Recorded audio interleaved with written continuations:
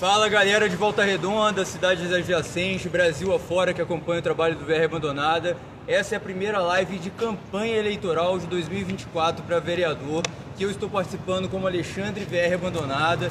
Meu nome é Alexandre Fonseca, estou aqui para fazer uma live para a gente debater um pouco sobre a história de Volta Redonda. A gente vai ler alguns comentários, algumas perguntas que foram aparecendo, a gente vai colocar aqui. Hoje a ideia é primeiro dar um pontapé inicial da campanha. Hoje é o primeiro dia da campanha eleitoral, temos 45 dias de campanha, é um tiro curto, parece que é muito tempo, mas é rápido. A gente precisa de que as pessoas se comprometam, a galera que gosta da página, que acompanha o trabalho, que divulgue, que compartilhe.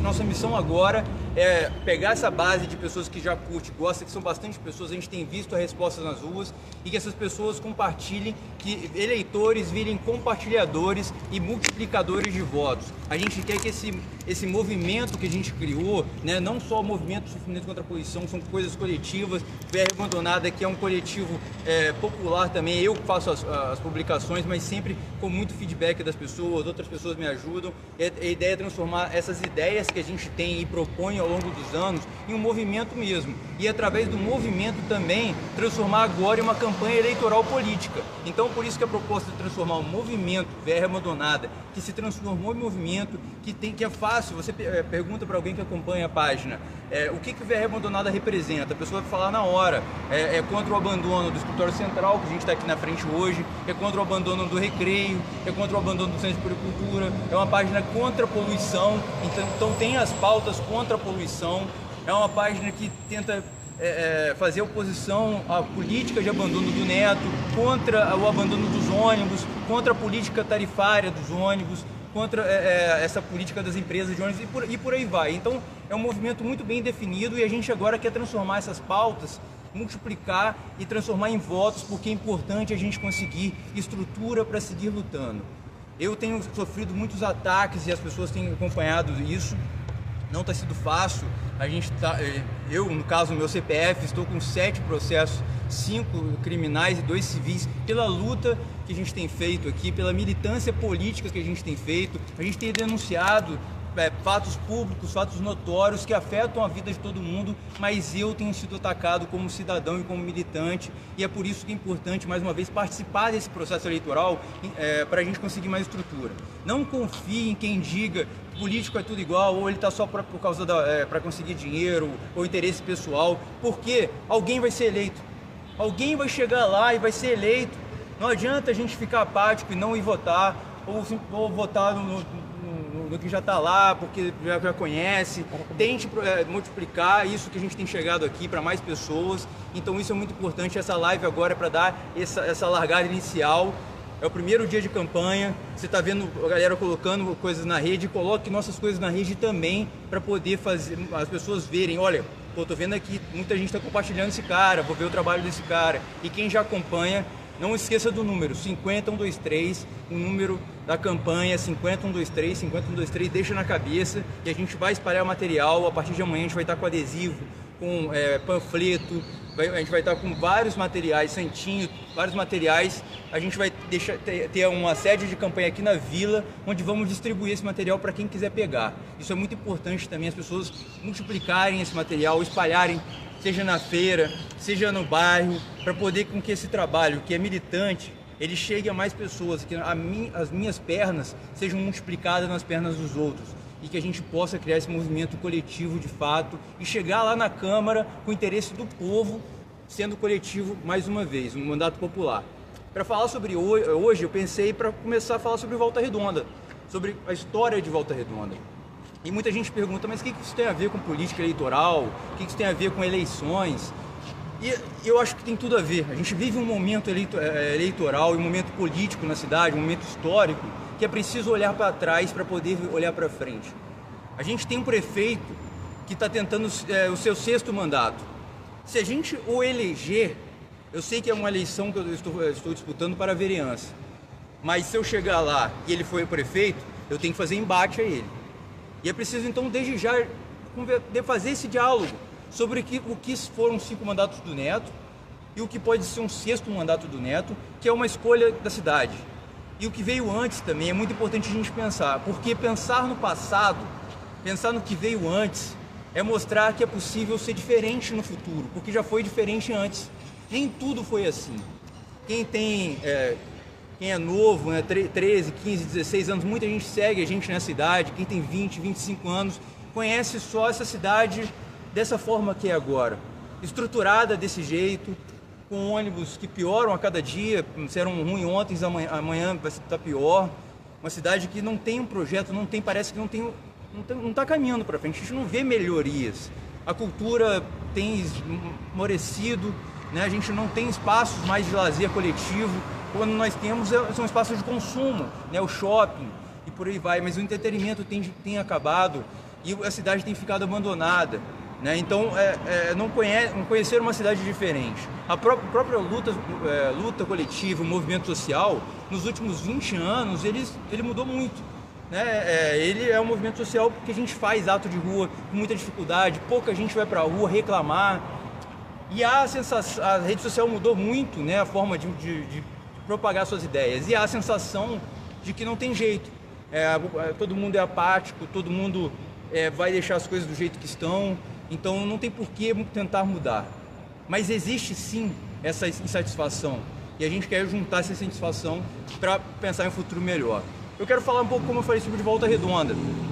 A gente tem vários vídeos falando sobre isso, mas eu acho que agora é a oportunidade de falar mais isso vai virar um conteúdo histórico, né? E Volta Redonda, ela surge em um contexto nacional muito peculiar, né? Era o Estado Novo de Getúlio Vargas, era uma ditadura varguista, né? Onde a Volta Redonda se encaixa em um momento onde o Brasil precisava se desenvolver. A lógica era que o Brasil era um país atrasado, completamente atrasado. O Brasil ainda estava no século XVIII, né? Você não tinha indústria ainda, era um país completamente agrário. Então, quando Volta Redonda ela surge, né? Então é preciso dizer o que veio antes aqui para registro, né? Aqui era terra dos povos indígenas puris, dos povos originários puris, que existem até hoje. São as únicas tribos, os únicos povos originários urbanos considerados hoje. Eles existem espalhados por aí, mas não temos mais reservas indígenas puris. E eram eles que estavam aqui antes, depois vieram mineradores e depois fazendeiros. E onde a gente está hoje, aqui na Vila Santa Cecília, era uma fazenda, era a Fazenda Santa Cecília, né? E a cidade de Volta Redonda eram várias fazendas. Isso até pouquíssimo tempo atrás, então é por isso que é importante contextualizar a história. Volta Redonda completou agora, né, 70 anos. 70 anos, isso é muito recente na nossa história. Então aqui eram fazendas, Fazenda Santa Cecília, Fazenda Retiro, Fazenda Três Poços, Fazenda Belmonte, Fazenda Ponte Alta.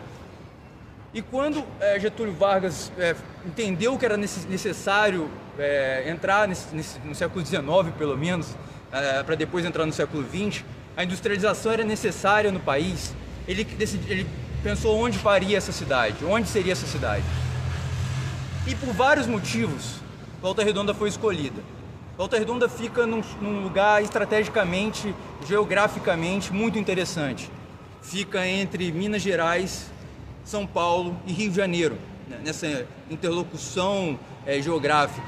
Está passando pelo Rio Paraíba, né? A água é muito necessária para a CSN, a água é muito necessária para a siderurgia, a empresa que eu não posso citar o nome, né? Para a siderurgia, a água é muito necessária. No Rio de Janeiro era um interventor estatal, um interventor do Estado, que era o governador. Por que era interventor? Porque, como eu falei, era uma ditadura, e quem indicava o governador era o Getúlio Vargas, e esse governador era genro dele. Qual era o nome do interventor? Amaral Peixoto. O senhor Amaral Peixoto, que passa depois pela Getúlio Vargas aqui em Volta Redonda, né? Tudo faz sentido de alguma forma, né? E então era o genro dele, que era o interventor do Rio, né? Minas quase ganhou essa disputa para ter CSN, porque lá fica Minas de Ferro, então dentro da logística ficava muito interessante. Mas aqui fizeram todo um estudo embasado e tal, e a Volta Redonda era uma das opções. Fica também entre, como eu falei, São Paulo e Rio, dois centros muito dinâmicos, já comerciais, né, muito produtivos.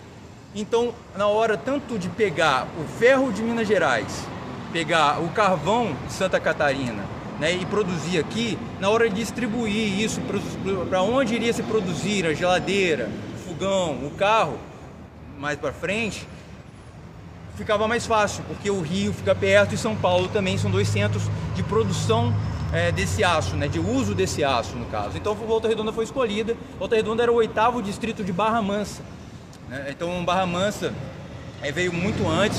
Barra Mansa tem pouco mais de 150 anos e Resende é antes. Então dali de São Paulo foi vindo a expansão urbana, e Barra Mansa chegou antes, né? Então, Volta Redonda era um distritozinho completamente agrário, rural, na verdade, né? Então, eram fazendeiros que eram donos dessas fazendas. E é interessante também porque os próprios donos dessas fazendas eram ligados a interesses políticos, tanto de São Paulo quanto do Rio de Janeiro, né? Ligados a grupos getulistas, né? Então, quando Getúlio foi pegar essas fazendas, foi desapropriar essas fazendas, esses grupos também ganharam dinheiro com isso. Não foi simplesmente, apesar de ter sido uma ditadura getulista, não foi simplesmente tirado à força, foi pago. Esses grupos ganharam muito dinheiro ao perderem as fazendas que estavam aqui para se construir a Vila Operária, a Vila Siderúrgica, que seria desde o Conforto até chegar na Amaral Peixoto, até chegar na 60 e depois expandir para Monte Castelo, chegar no Laranjal e por aí vai. Então era um contexto militar até, chegando na Segunda Guerra Mundial. Então eu falo muito sobre isso, sobre essa questão de Volta Redonda ser uma zona sacrificada. Hoje Volta Redonda é uma zona de sacrifício social, político e humano. Isso é um termo que a gente usa na geografia para entender zonas que precisam, de acordo com o capital, de sofrerem para que outros tenham ganho. Nós sofremos a poluição, isso é notório, não sou eu que estou dizendo, para que haja o lucro e para que tanto carro passando por aqui, eu tenho certeza que boa parte desses carros tem o nosso aço. E esse aço ele foi feito com os nossos pulmões, né? Como diria o outro, nosso pulmão é o filtro dessa usina, né? Então, nós somos uma zona de sacrifício e sempre fomos sacrificados. Então, quando Getúlio Vargas vem construir a CSN aqui, entenda que ele está construindo a maior siderúrgica da América Latina. A América Latina toda estava, de acordo com os parâmetros mundiais, atrasada, né? Completamente retrógrada, né? Não era industrializada, desenvolvida. E aqui vai se construir a maior siderúrgica da América Latina. Isso foi um pacto em 1939. Em um contexto de Segunda Guerra Mundial, onde os Estados Unidos já queriam entrar na guerra, né? Os Estados Unidos ali querendo entrar, o povo estadunidense não queria se meter porque já tinha todo um pensamento, uma tragédia que foi a Primeira Guerra Mundial ainda, uma lembrança, não queria entrar, mas o governo queria entrar, e com medo da Alemanha, do eixo fascista, dominar a Europa. Getúlio, ele sempre jogou para os dois lados. Getúlio, ele era o político, né? Ele jogava tanto com a direita fascista quanto com uma certa esquerda. Então ele é o pai da CLT, onde houve a consolidação das leis do trabalho, né? Houve muito avanço ali, apesar de que a esquerda mais, vamos dizer assim, radical, uma esquerda que era mais combativa, nem apoiou a CLT, queria mais avanços ainda, mas ainda assim ele foi o pai da CLT. E ao mesmo tempo ele entregou comunistas, né? Entregou comunistas para a Alemanha. Ele jogava com os dois lados. Nisso chegou Roosevelt, onde nós temos uma escola aqui chamada Roosevelt, né? Com certeza, essa não é à toa, né? Uma das primeiras escolas de Volta Redonda. Ainda Volta Redonda tinha um certo apreço pela essa questão dos Estados Unidos. Se você pegar a arquitetura urbana de Volta Redonda, as casas, né, lembra muito as casas suburbanas dos Estados Unidos, né? Então você tinha, porque muitos estadunidenses vieram para o Brasil, mas Roosevelt teve um papel importantíssimo em tudo isso. E ele dialoga com Getúlio Vargas e um dos pactos para que o Brasil entrasse na guerra mandassem seus homens para irem lutar e morrer na guerra, na Segunda Guerra Mundial, foi a construção do CSN. Foram emprestados 20 milhões de dólares na época para que se fosse construída a CSN aqui no Brasil, quase dado, né, esse dinheiro nesse acordo onde nós estamos dando empréstimo aqui na tranquilidade, no amor, e você cede bases terrestres brasileiras, que era importantíssimo dentro da geografia da guerra. Nós construímos uma usina, nós estamos vendo que você não tem usina siderúrgica. Como você vai construir um país sem uma siderurgia, sem um aço, né? Sem uma geladeira, né? Havia toda aquela coisa, geladeira, televisão, carro, como você vai fazer? Então, coloca aqui a nossa siderurgia. Em 1939 é feito o estudo de onde seria e onde é feito. Em 9 de abril de 1941 é inaugurada, é assinada a construção da CSN. 9 de abril, nós temos o Cine 9 de abril, nós temos o bairro 9 de abril, né? E nós temos várias referências aqui em Volta Redonda 9 de abril, que é a data de inauguração das obras da CSN. Na verdade, uma data simbólica, não é, na verdade, o dia que começou a se martelar a CSN, mas é onde foi assinada a construção do CSN. E a primeira leva de aço, né, a primeira saída do aço, foi em 1946. Então, esses 5 anos de produção do aço. E aí é importante dizer da onde nós viemos. E é muito interessante porque a gente ainda, como é uma cidade muito recente, da onde a gente veio está muito até como nós falamos, na nossa voz, no nosso sotaque. Sempre que a gente tenha qualquer tipo de intercâmbio linguístico com pessoas de outros lugares do estado mesmo, há um certo estranhamento, né? Ué, mas você é mineiro? dá um assim, sotaque não identificável dentro do estado do Rio, porque a gente não puxa o S, a gente porque nós não viemos do centro do Rio, não viemos da expansão urbana criada pela grande expansão ali do centro do Rio até as adjacências, a zona metropolitana do Rio e outras localidades que foram surgindo dentro de uma história, né, que pega de 1500 até 1800 e pouco, criado dentro ali da zona do Rio. Nós viemos de outro lugar, de outro espaço. Nós viemos da zona da Mata Mineira em sua maioria.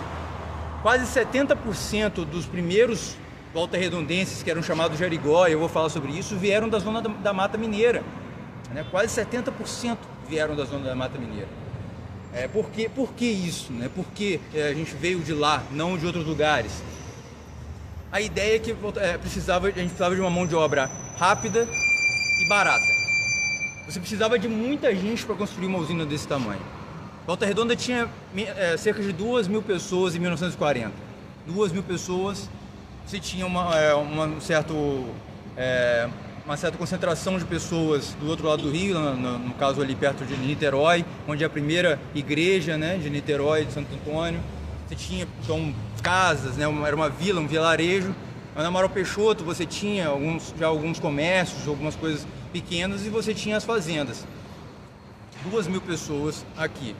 Para construir a usina você precisava trazer mais 7.000 pessoas muito rápido. Então, uma das maiores expansões urbanas em velocidade, em tempo, teve épocas que por semana chegavam mais de 100 pessoas em Volta Redonda.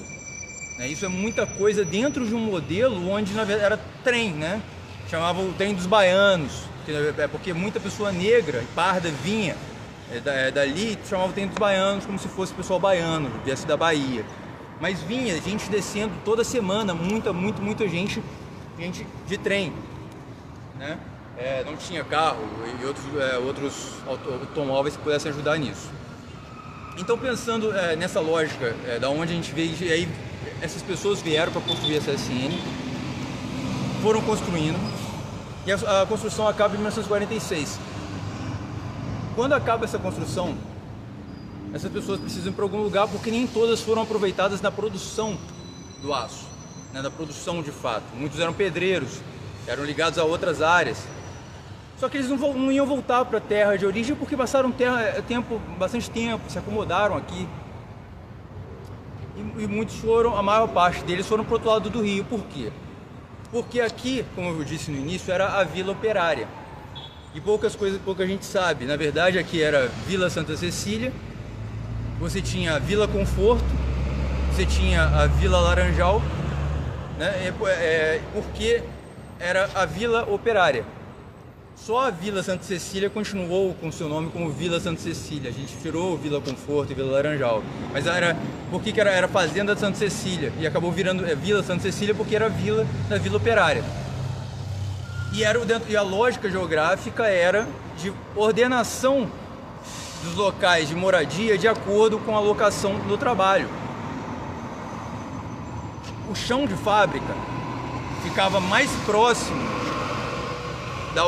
da poluição, né? E uma zona mais distante de onde seria a entrada da usina e mais perto da poluição, que foi o conforto. Os técnicos ficariam na Vila Santa Cecília, uma pessoa que tem ali o segundo grau, o técnico já formado na Vila Santa Cecília, e os engenheiros no Laranjal. Isso bem no início, no desenho inicial. Inclusive nós estamos aqui hoje, onde no projeto inicial seria a prefeitura. No projeto do Atílio Correia, né, que foi o arquiteto de Volta Redonda, esse espaço aqui seria a prefeitura.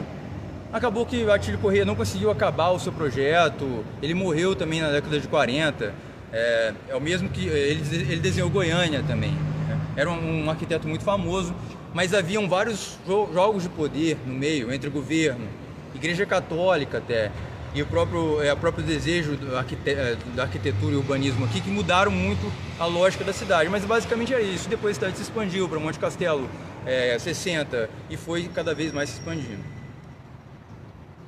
Então, então você tem uma lógica na cidade que já é, como a gente está vendo, segregada. Então a gente pensa em uma divisão social já na cidade, dentro do local de trabalho. Isso diz muito, como eu falei mais uma vez, de onde a gente veio. A gente consegue pensar em hoje, pessoas mais abastadas, vamos dizer assim, a gente pode ver que veio muito relacionado talvez a pessoa, a gente é filho de engenheiro da CSN, médicos da CSN, pessoas ligadas à CSN, e nós temos um outro lado do Rio, o Retiro, ele ainda traz essa herança de um lugar que foi loteado pelo primeiro prefeito de Volta Redonda, Sávio Gama, que é a principal do Retiro, né? Que aí Volta Redonda começa a ganhar uma importância muito grande com o desenvolvimento do aço, muito maior do que Barra Mansa. Na verdade, a maior parte da renda de Barra Mansa vinha já de Volta Redonda, depois do início da produção da CSN. Barra Mansa era uma cidade pequena. Se em Volta Redonda, em 1940, tinha 2.000 pessoas, já para 1950 já vai para 20 mil. Isso vai crescendo gradativamente e crescendo a um nível muito grande que fica insustentável para a própria administração pública de Barra Mansa. Então Barra Mansa já não conseguia dar conta das demandas de Volta Redonda, mesmo sendo que a CSN que era a operadora, né? A CSN, toda a Vila Operária, a CSN tomava conta. Até pouco tempo atrás, você ia na 33, você tem um bueiro, né? Bueiro escrito CSN. Agora hoje eu acredito que já trocaram com a reforma da 33, mas até pouco tempo atrás você via, né, bueiros escritos CSN, porque a água, toda a estrutura da Vila Operária foi feita pela CSN. Isso durou até 68, essa administração pública da CSN. Você veja que mesmo depois da emancipação. Mas mesmo, então a CSN ela tentava tomar conta e controle da cidade operária, da Vila Operária, só que nem a CSN, nem Barra Mansa conseguiam dar conta. Todo operário, todo trabalhador da CSN tinha direito a uma moradia da empresa. Só que em nenhum momento da história, que a CSN ainda estatal e dava esse direito, em nenhum momento mais de 60% dos trabalhadores conseguiram ter casa, porque ela não dava conta de construir essas casas. Então as ocupações começaram a surgir. Então você tem a primeira ocupação que inclusive no Morro dos Atrevidos, que é no Morro São Carlos.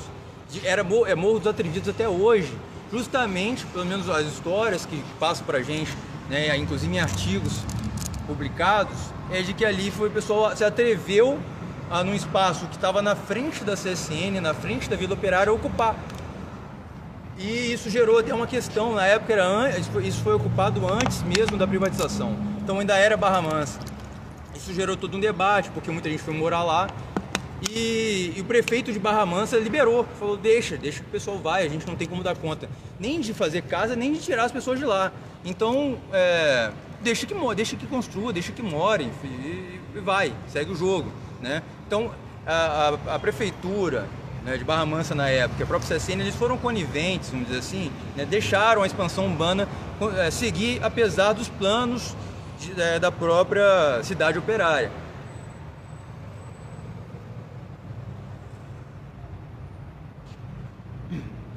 Então, isso é importante também ser dito, porque a ocupação faz parte de Volta Redonda. A ocupação faz parte de quase qualquer cidade, ou toda cidade, as ocupações urbanas. Porque a política pública e a administração pública, ela raramente consegue dar conta das demandas habitacionais de uma população dinâmica. Você tem diversos fatores que envolvem uma migração, um movimento urbano e a necessidade de moradia. Então, a ocupação sempre não era permitido legalmente, mas sempre uma vista grossa. Porque também, ou você tirava o pessoal de lá e não saberia onde colocar, ou você pegava um trem e mandava o pessoal embora, ou era isso. Então Volta Redonda sempre teve esse histórico de ocupação. Pensando então nos anos 40, nos anos 50, Volta Redonda começou a crescer demais e havia aqui um movimento já, vamos dizer assim, escolarizado, uma população de Volta Redonda onde já vinha muitos engenheiros de fora, não só de outros países, mas engenheiros vindo de centros urbanos brasileiros como Rio de Janeiro, São Paulo e por aí vai. E eles demandavam, né, criar uma vanguarda para que Volta Redonda fosse emancipada. Havia esse movimento de emancipação urbana, emancipação da cidade de Volta Redonda. Sendo assim, em 54 houve um plebiscito e Volta Redonda foi emancipada. Dentro de um jogo político na Câmara de Barra Mansa, né, muitos pensam por que Barra Mansa emancipou Volta Redonda, sendo que dinheiro vinha de lá. O interesse político, jogos políticos, né? Ali dentro da Câmara de Barra Mansa, interlocutores aqui de Volta Redonda foram e dialogaram, conseguiram uma maioria dentro da Câmara de Barra Mansa.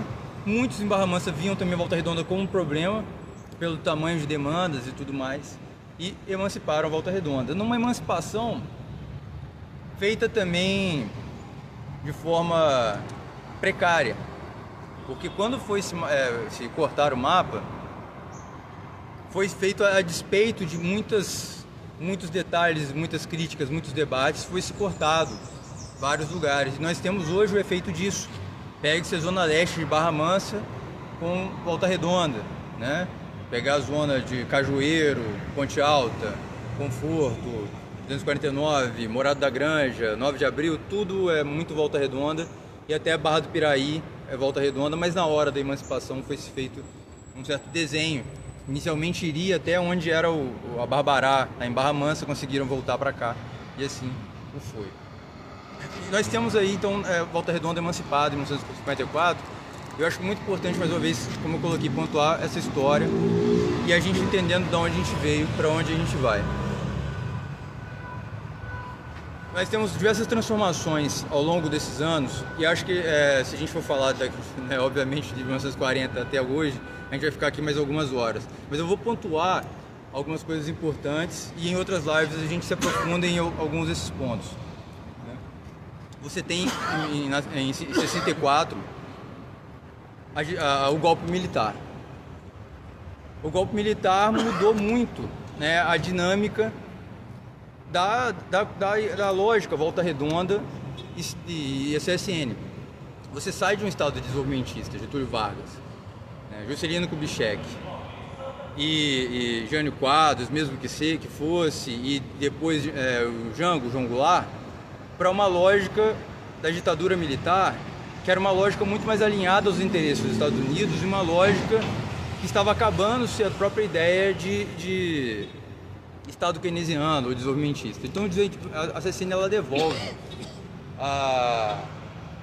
não entrega em 1968 os serviços da cidade para a cidade, que já era emancipada desde 54, entrega esse serviço, entrega a cidade como um todo. Então o SAI ele surge em 68.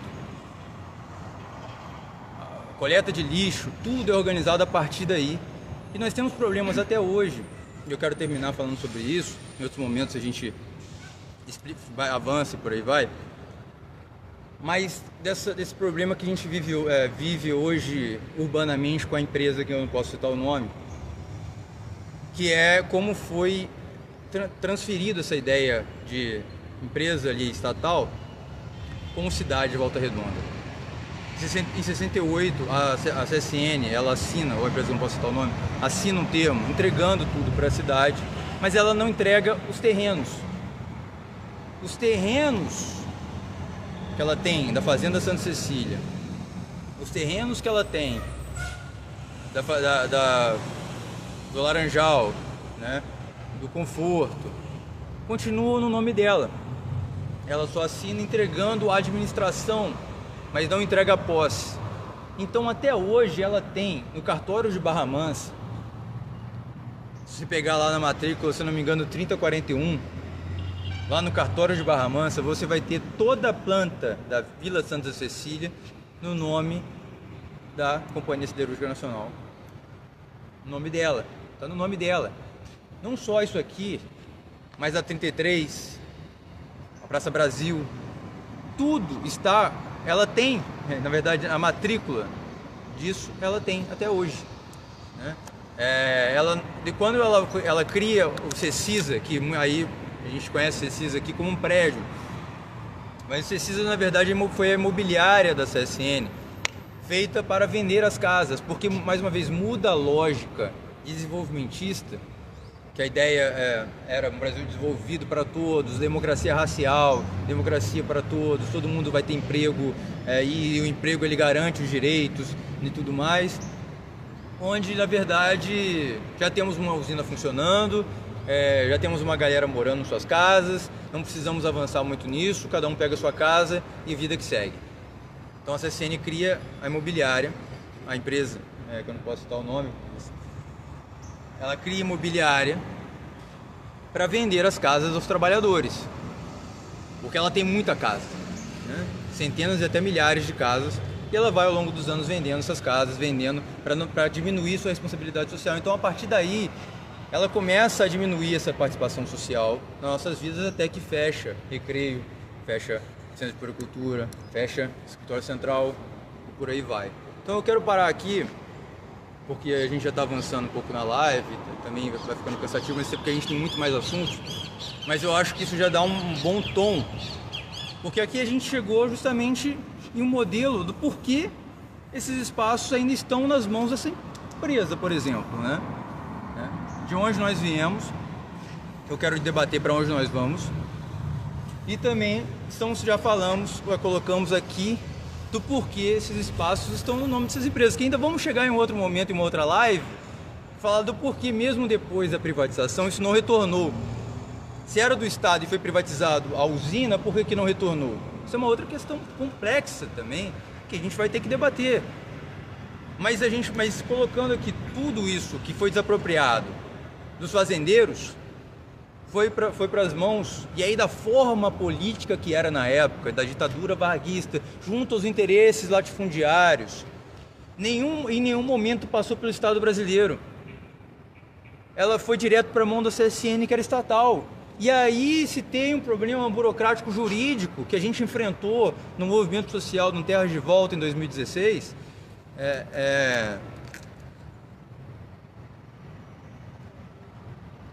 por quê? Segundo os juízes, tanto em primeira e segunda instância, na verdade nunca houve desapropriação para uso público, para fim social, para o Estado. Houve uma compra para uma empresa. Então a defesa que a empresa fez e o juiz não concordou é de que sempre foi da usina, do fazendeiro passou para a usina. que isso nunca foi do Estado. Sendo que, desconsiderando, obviamente, todo um contexto histórico e entendendo que a empresa era estatal. E que o próprio povo entendia assim. Depois, o povo não via as grades desses espaços, por exemplo, né? Foi se gradear nos anos 2000. Muitas pessoas foram pegas de surpresa, mas isso aqui era como assim, era aberto. Como assim, da onde vem essa grade? Não, é da CSN. Então, mas é muito da empresa que eu não posso citar o nome. Mas então por isso é importante situar passo a passo, e só é possível fazer assim através de lives, mesmo longas, explicando, eu acho que é bom ficar de registro, passo a passo de como chegamos aqui agora, porque isso veio de algum lugar, isso tem uma história, tem um motivo, e uma história até recente que não pode ser apagada. Recentemente eu fiz um post sobre a vista de volta ali do shopping para CSN, para siderúrgica, para usina. E eu citei, né, que como muitos lugares de Volta Redonda, o shopping é Cider, como o Ciderville, Ciderlândia, Siderópolis. E muitos ficaram, caramba, nunca percebi isso. A gente vive, às vezes, sem perceber. Às vezes a gente pensa sem pensar. Mas quando foi projetado o shopping, em 86, a usina era estatal. Uma outra lógica, então de frente para a usina. E as pessoas que iriam comer e se alimentar na praça de alimentação teriam a vista panorâmica da usina. Que hoje nós pensamos, nossa, que maravilha, uma usina toda suja, toda escateada. Que legal ficar vendo isso. Mas que eu não citei, eu volto para o início. Quando a CSN foi construída era motivo de orgulho. A poluição era motivo de orgulho. Volta Redonda estava entrando finalmente no século XIX. Pense no século XIX londrino. Aquela poluição, aquela coisa de carvão para todo lado, termoelétrica.